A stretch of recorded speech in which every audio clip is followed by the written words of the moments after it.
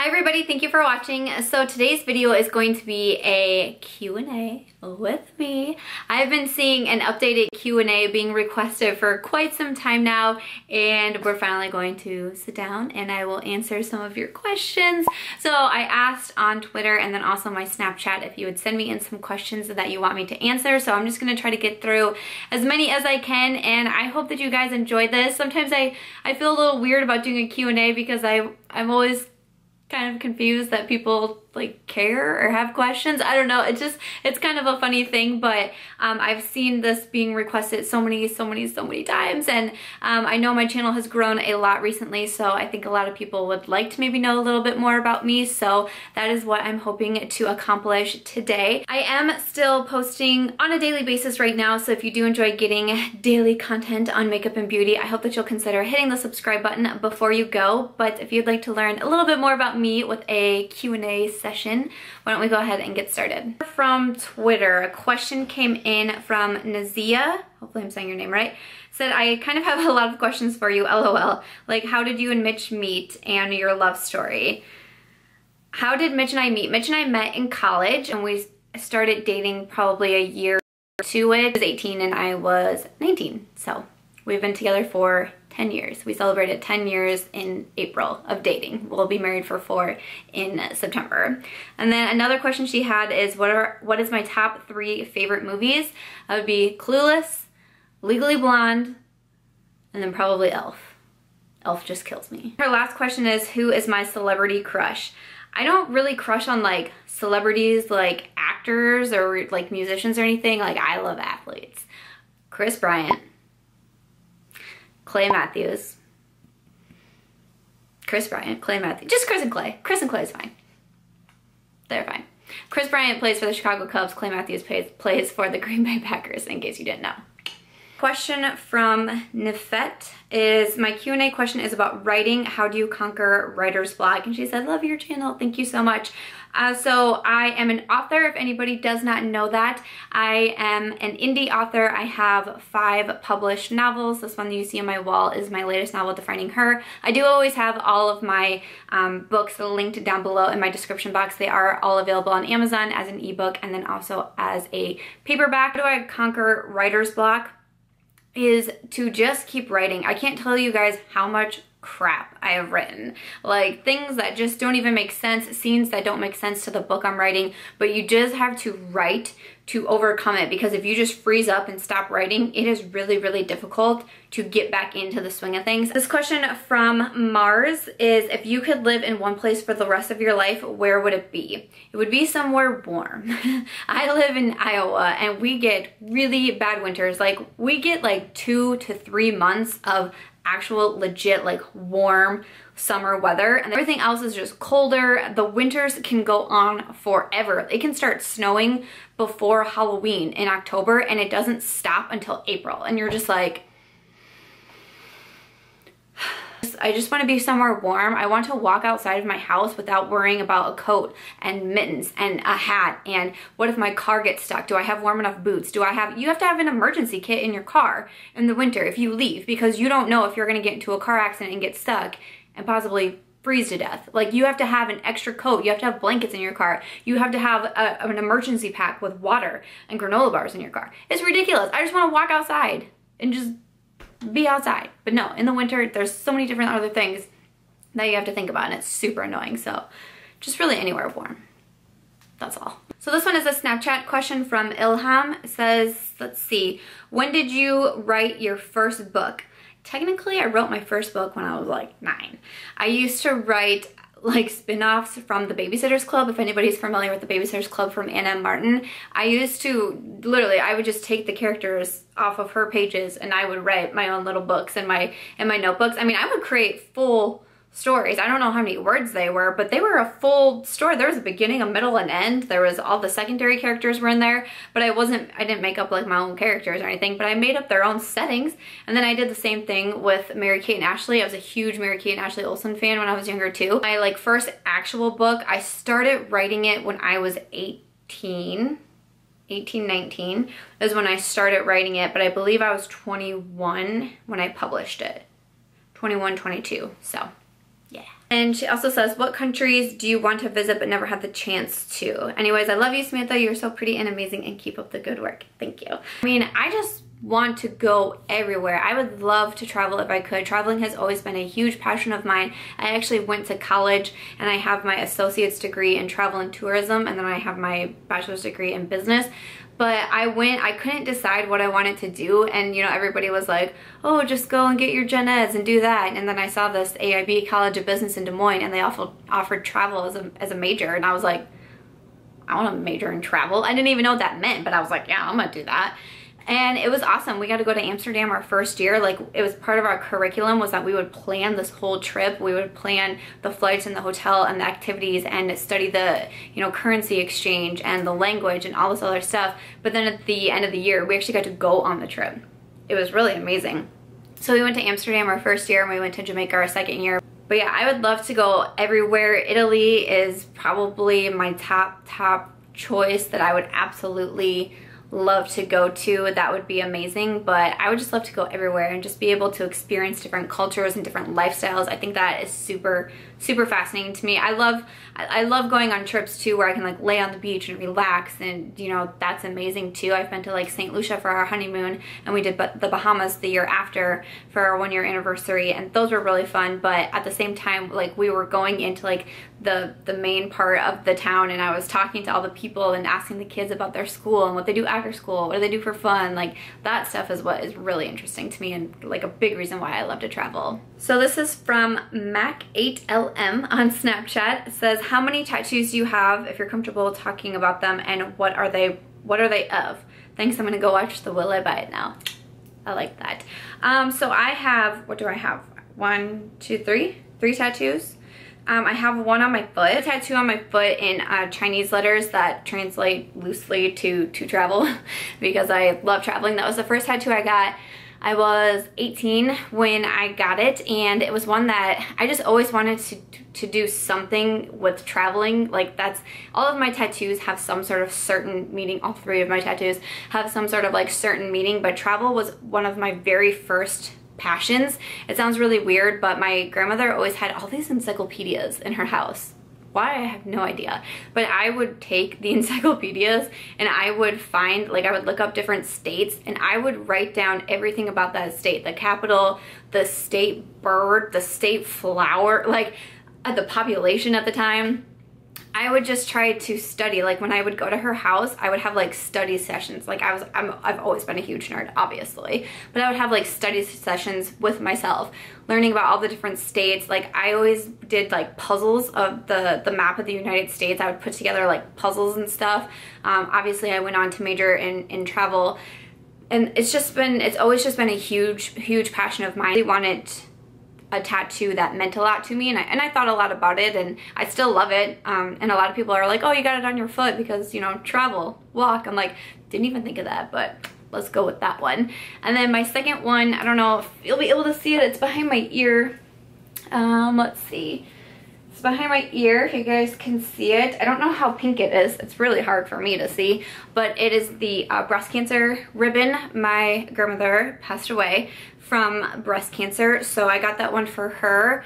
That one was on, I want to say it was like my 25th or 26th birthday maybe, and my mom was there with me, so that was really special. It was her mom who passed away, so that ribbon is in memory of my grandmother. And then my third one is on my finger here. I get asked a lot of questions about this tattoo, so I don't know how to say the Latin word, scribery. It's Latin, and it translates loosely to write in Latin. I'm an author. I'm a published author, and I always wanted to also to have a tattoo that something about reading or writing or something, and so I thought it could be really cool to have to write on there, especially in the Latin language. I thought would be really nice, and I just really wanted it on my finger. My original plan was actually to get on here, I wanted to get March on here and then have it, because like you hold your pen between these 2 fingers. I've always still kind of considered doing March right here, might someday, but yeah, that is my third and final tattoo. This is from looks like Lotal43 on Snapchat. She said, I have so many questions about Aries. When did you get her? Why? Where did the name come from? So we got Aries. It will be 4 years in November. And we got her from someone near Mitch's hometown here in Iowa. She is a Vizsla, and a reason we decided to go with a Vizsla is because I'm actually really allergic to dogs, which is so sad. So any dog that we get has to be hypo. Like, we have to know that they are hypo. I did an allergy test anyways with her. I remember the day I did an allergy test with a chocolate lab. My husband grew up with a chocolate lab, and he always wanted labs, and I've always been allergic to dogs, and I've always said that to him. And I was like, I'm pretty sure I'm gonna be allergic to a lab. Like, it's not, my dog allergies aren't so bad that I can't be like in the same room with a dog, but if a dog is like going to lay on me for a long time, or like we wouldn't be able to have a dog that would like sleep in the bed with us type of thing, because like my friend Shannon has a German Shepherd and I'm allergic to him, but it only starts to flare up if I've been around him like all day, or like when I watch him for an entire weekend, I'll notice like breakouts on my arms and on my chest, things like that. And then like we take Aries to a doggy daycare sometimes, and obviously there's a ton of breeds there, so when she gets home we immediately have to give her a bath, or I will break out all along my arms, all along my chest, like I'll get like hives on my stomach and stuff. So that's a bummer. So we were really limited in what dogs we could get, which was sad. So we ended up with a Vizsla because we didn't want a really small dog, but we didn't want like a huge dog either. And then my husband does hunt, so he wanted some type of hunting breed. So we were really between a Vizsla and a Weimaraner, I think were the other dogs that we were gonna get. And it seemed like Vizslas had a little bit more of like an even temperament type of thing. And we also were really intrigued that a lot of people called them the Velcro Vizslas, because even though they're big dogs, females are typically between 40 and 60 pounds, and then males can even get up to 100, but they Velcro themselves to their owners. Like, they just love their owners so much, but they always want to be by us. Like, Aries sleeps with us, and she sleeps in the middle of us. She needs to be touching us at both times. She's always on our laps. We share a chair together in my office. If you follow me on Snapchat, we somehow both fit on a chair. I don't know how it works. When we go for car rides together, she's on my lap. If Mitch is driving, like, it's actually kind of hysterical. Like, we knew that going into it, but we didn't understand the extent of it. She's not a dog that will sit next to you or like lay on the floor by your feet. She's on your lap. And it's kind of funny. But that's why we ended up going with the Vizsla breed, is just because of my allergies. It was really devastating the day I did that allergy test, and my whole arm broke out from that chocolate lab. Like, my husband's face was just like, and I was like, I'm sorry, dude, but I had a pretty good feeling that that was gonna happen. And where did the name come from? I'm an Aries, and then so is my husband. We're actually only 4 days apart, a year, and 4 days apart. I'm a year older, but we are both Aries, so that is how we decided to name her. Okay, so Stevie says, have you ever had to call 911, and if so, why? I have never had to call 911, thankfully, because that would have to be terrifying. No matter what it is you're calling for, I'm sure if you're calling 911, it's terrifying. APR920 says, did you play any sports as a kid? I really didn't. I did do a little bit of gymnastics and dance, and then once I hit high school, I did cheerleading all 4 years. I did cheerleading for football and basketball. This is from Sydney. She says, I have so many questions. What's your biggest inspiration as an author?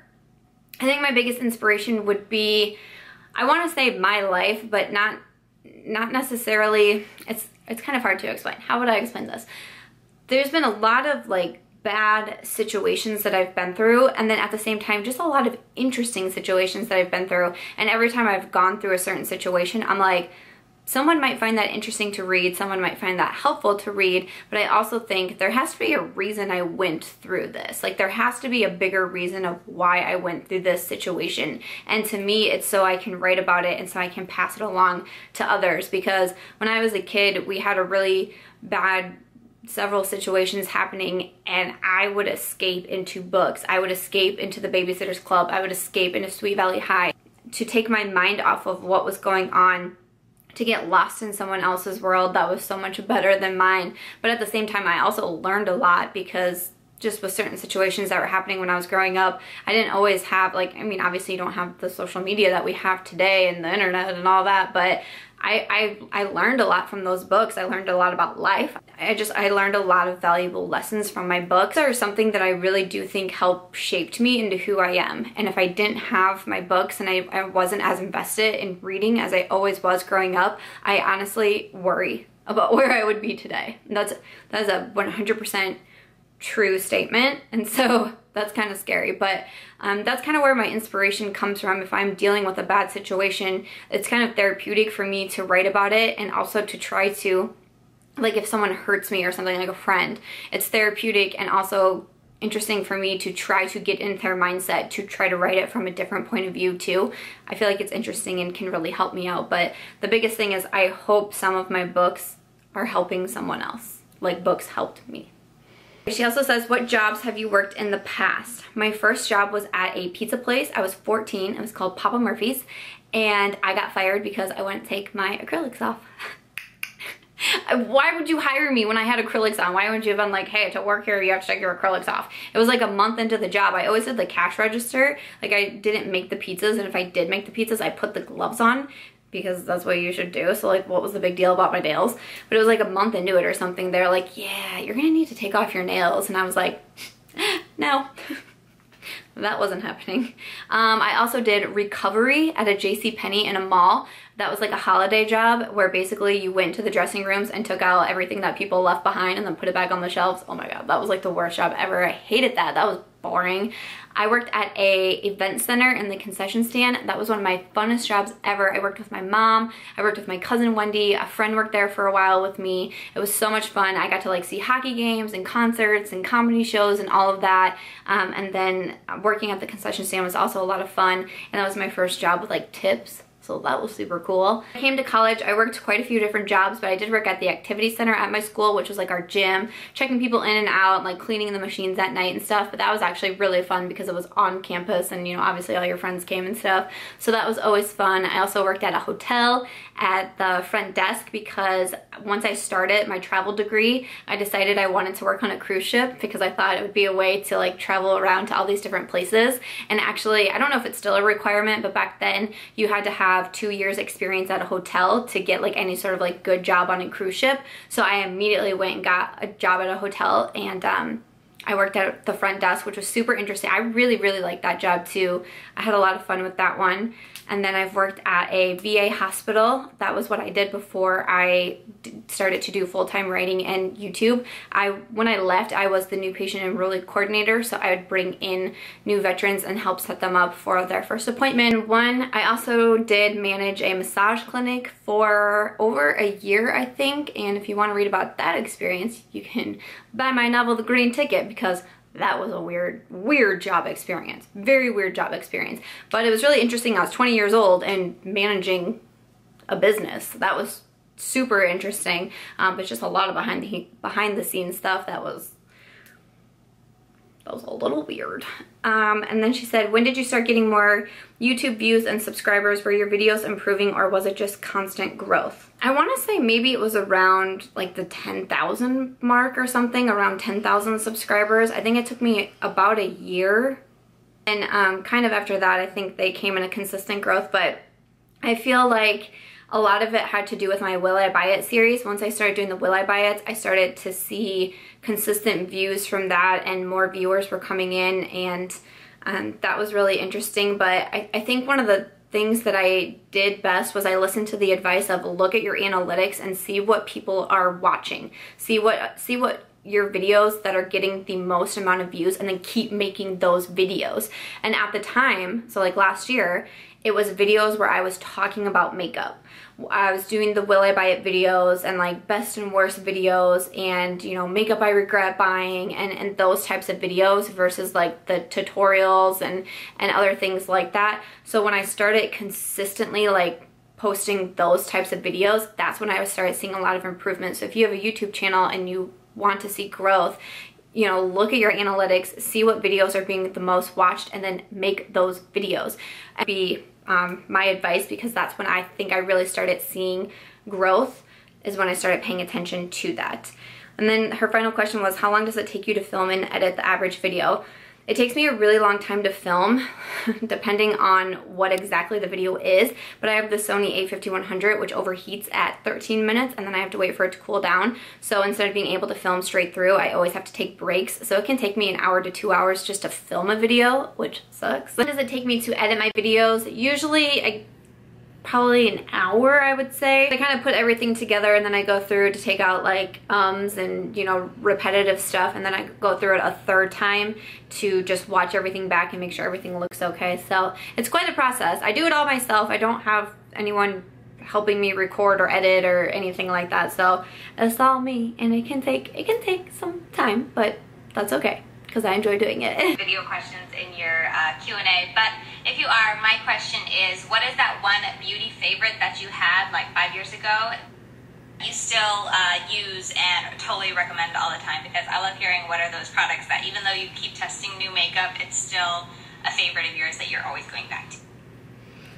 Okay, so that was a question from my friend Katie from my Vanity. She's usually my moderator on Tuesdays. I'll have her channel linked down below. I mentioned her in my favorite YouTubers that I watch too. But so she asked, what is one of my favorite products that basically has always been a favorite product and I always go back to? Probably have to be the Pure 4-in-1 pressed powder. I've been using that since college, and I have gone through so many of those and I still use them. Like there's other powders that I like. I like a couple Maybelline powders, but I am still always reaching for that one. This is from Aisha Official XO. Let's see, it says, how do you deal with YouTube and your personal life?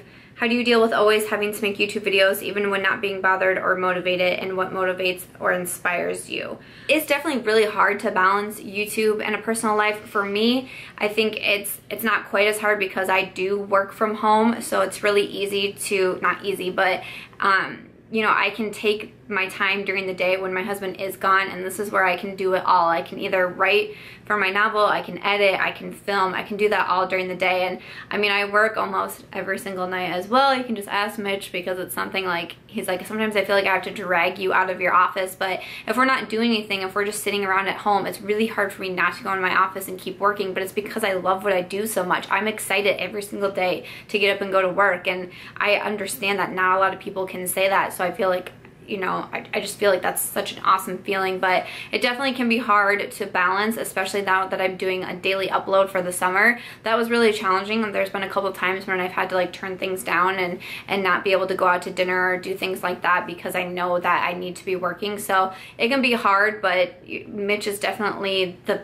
person who helps me the most, making sure that I stay balanced. And if I'm having too much time in my office, he's the first one to tell me like, hey, you need to take a step back. And then how do I deal with always having to make YouTube videos and not being bothered or motivated? I don't think that's ever been a problem of mine because I enjoy doing it. Like, this is fun for me. If I'm having a bad day, it's fun for me to do my makeup and to come on camera and to talk. Like, that's what cheers me up. The only times where I felt like I don't want to make a video is when I don't feel good. like I physically feel sick. Like, that's hard, and then you just feel like your whole game is off. You know, you just feel like everything's off and you sound weird and you look weird. That's the hardest time to film in. Or when I'm going through something really mentally challenging. I deal with depression like so many people do, and when you're in a funk so hard, it can be hard to come on camera and be like, hi, I'm super happy. Look how happy I am, when you're not feeling that way. But at the same time, it also does help cheer me up. So it's an interesting balance, but I don't feel like there's ever been a time where I haven't been motivated or haven't wanted to film a video. If anything, I wish I could film more videos, honestly. Like, I wish I could, but you know, I upload every day, so there's that. Also asked what is my favorite food. I love Chinese food. I love tacos. I'm a big fan of cereal, purple Skittles, chips. You know, all of that. Nachos. Nachos are like some of my faves. How do I deal with negative people? My biggest thing with dealing with negative people is I try to focus on the positive people, because it's so easy to have 100 great comments come in and one bad comment come in, and you just focus on that bad comment. Like, all these other fabulous, wonderful comments that should be uplifting and positive, they just kind of float away when that one negative comment comes in. So I really try to focus on those positives. And I didn't do this before, but I've recently started doing it, where I just started deleting the negative comments, because some people, you just, why should you have to sit and listen to that about you? And it makes you want to respond and it makes you want to defend yourself. So I said this on my Snapchat, but I said I'm going to start looking at YouTube as like my house. YouTube is my house, and when I throw a party, aka upload a video, and you come to my house and try to start a fight with me, I'm gonna kick you out. That's how I'm looking at YouTube right now, because it used to be like, oh, I won't delete the negative comments because blah blah blah, unless they were like something super bad, then I would. But like just people starting to pick, trying to start petty fights with me, get out of my house. I don't want you in my house. I don't need you in the house because I got my other friends coming to my house. So this is from Ariel. She said, did you start off filming on your phone? I sure did.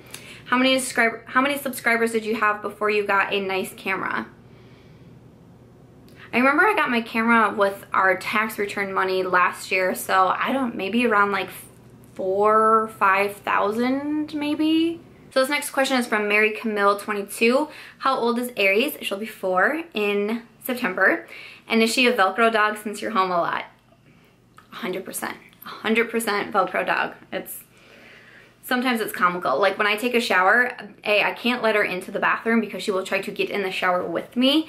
But when I shower, honestly, even if Mitch is home, a lot of times I will open the bathroom door and she's laying there pressed up against the door. Like, what were you doing? It's so funny. This is a question from Girls Love Jeeps. She said, how did you decide to get a Vizsla? Were there any other breeds of dogs you were considering? Would you get Aries a friend? If so, another Vizsla or a different breed? So I kind of touched on why we got her. We get Aries a friend, if so, another Vizsla. I think that we would get another Vizsla if we were to get another dog. To us, they're just such a unique breed, and I think so many people say that about their dogs' breeds. You know, you're like become loyal to them. Like when we pass people with Vizslas, we're like, yeah, let's stop and talk for a second. Like it's so funny. We don't do that with like other people's dogs. There was a time at a wedding where someone came up to me, they knew my brother, and they were like, but you guys are the ones with the Vizsla, right? And we're like, yeah. And they're like, we have a Vizsla too. Next thing you know, we're out. It's like our kids. We're like, yeah, this is her, you know, showing the photos and stuff at a wedding, in the middle of the wedding. We're talking about our dogs. Like it's so funny.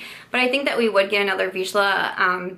We just love that breed so much. They're so much fun, and it's like, how could I ever get another dog, and what if they don't want to sit on my lap? Do they not love me? That would be really hard. Collab with a company on a makeup product. What company would it be, and what product would you create? Because you know you're gonna create something soon, girl. That was my friend Alex from Beauty Addict Next Door. I'll have her channel linked down below as well. So she asked if any brand I could collaborate with and what would I collab on. It's such a hard question because it's honestly just so hard for me to imagine. It's so hard for me to imagine ever being in a position to have a brand ask me to do something as amazing as doing a collaboration. But I think if I were to ever collab, honestly, what I would want to do is false eyelashes, because I love lashes. I'm not wearing them today, but I wear them like 85% of the time. I love lashes. I love them. I love them so much. I would totally want to collaborate with Pur because they just came out with some freaking bomb lashes that I'm completely obsessed with. They did an amazing job. I would love to work with them. I have loved Pur for so long. Like I said, with their pressed powder, I started buying that when I was like 18 years old, and I've gone on to have a pretty good Pur collection. I love the brand. I support them as much as I can, and their recent lash collaboration that they did was freaking bomb, so I would love to create some lashes with Pur. Call me. From Mrs. Rose Red, she said, what collabs would you like to see and what would be your dream collab for yourself? So I just kind of touched about that with like Pur and eyelashes. I mean, really just lashes. How does one make lashes? That's what I want to know, because that would be freaking cool.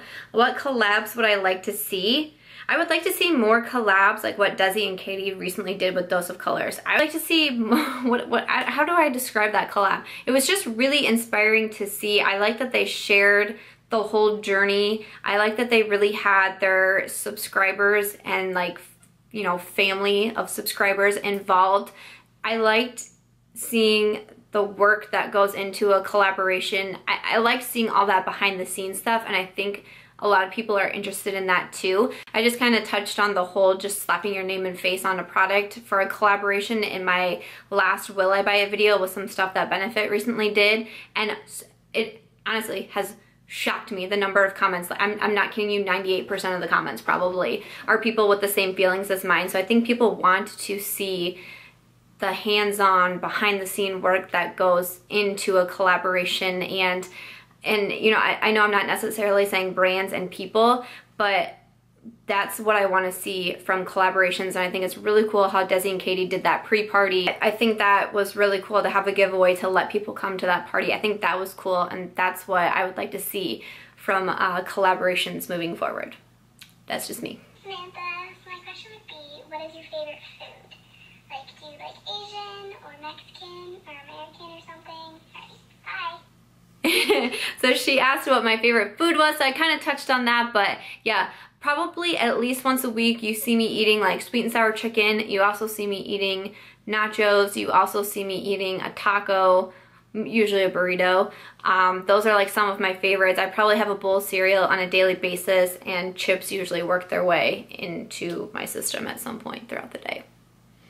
Okay guys, so that is going to be everything for the Q&A. My camera is almost completely dead and it's starting to get dark out. I don't know how long this video is going to be, but I wanted to try to take all of the questions that I could. So if you sent in a question, thank you so much. I really appreciate it. That was so much fun to do, and I hope it helped give you guys a little bit of insight or get to know me a little bit more. So thank you for all the questions. You know, feel free to leave me some comments down below, or if you have any other questions, you can leave them for me down there, and I do read and respond to all of my comments. So thank you guys. And thank you for requesting the Q&A. That was really cool to see, you know, people just kind of wanting to learn more about me. It's interesting feeling that people want to get to know you, and, you know, people from all over the world consider you a friend, and, you know, you want to know about your friends. So that's a really cool feeling. So thank you guys, and thank you for asking me questions. I really hope that you guys enjoyed this Q&A. If you did, I hope that you will give it a thumbs up. I hope that you will also consider subscribing before you go, and I'll catch you guys real soon in my next one.